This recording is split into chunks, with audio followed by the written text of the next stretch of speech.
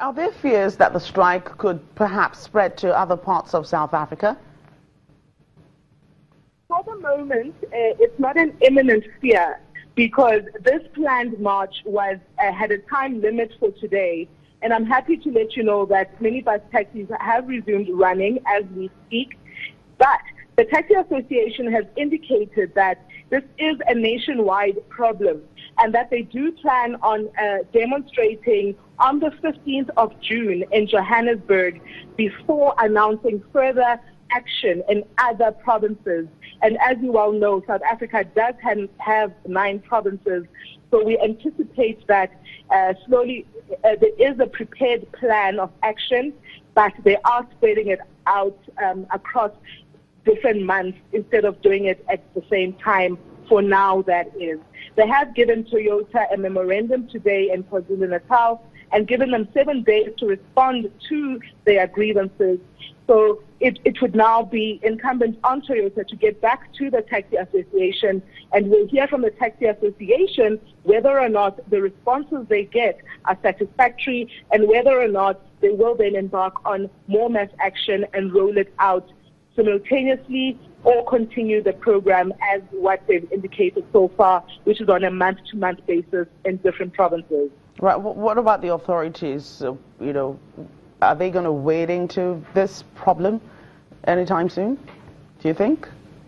But we do anticipate that they might have to be called in should things get out of control, should the Taxi Association and Toyota not be able to resolve this matter on their own.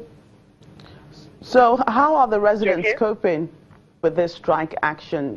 When it was, how were people? I heard that people were walking to work at some point, around Durban. As you can imagine, it was pretty bad this morning. There's a lot of people left stranded, and such harrowing stories as those you describe of people making any plan possible, such as walking to work. But others did use alternative transport, such as trains and buses. But as you can imagine, the strain on those was also pretty massive. Some people just chose to abandon any attempt to travel anywhere within Durban. People took to social media, those who are internet connected, and they showed us sharing their experiences, and also motorists, because not just commuters were affected, because as I indicated earlier, quantum buses were also strewn across the N2, which is the main highway in the region, and many people were unable to move for hours on end. It was pretty terrible, but I'm happy to tell you that as of around midday, things started moving, and some managed to get to work. But obviously, those who had to be at work at 8 a.m. had to just count this as a day lost. Right, Bazikile Diko, thank you so much for your time on Network Africa. Let's move on now to East Africa. Kenya has launched a brand new railway running from the capital Nairobi to the port city of Mombasa. Built with a loan from a Chinese bank, it's said to be the biggest infrastructure project since independence. Now, the passenger train called the Madaraka Express can carry 1,260 passengers. The train should be twice as fast as the road trip between the two cities. The Mombasa to Kenya line is the first leg of a brand new train network planned to link up the East African region. Let me begin my words by saying indeed it is a very historic and proud moment, not just for me, but for every single Kenyan, as we begin to see our journey of transformation. The United Nations Refugee Agency, UNHCR, has urged Algeria and Morocco to take action to assure the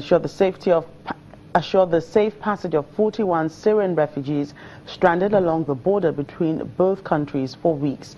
The Syrian refugees, including babies and a pregnant woman in need of medical care, have been stuck on the border since April 17th, with Morocco and Algeria trading blames in what resulted in a diplomatic row last month.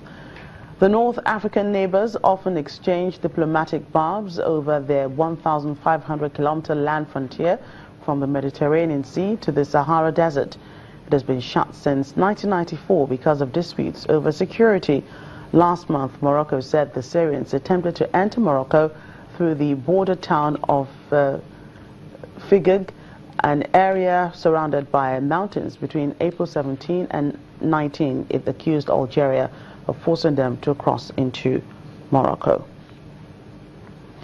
When the program returns, a recycling project in Senegal is transforming old tires and waste into functional structures for schools and public places.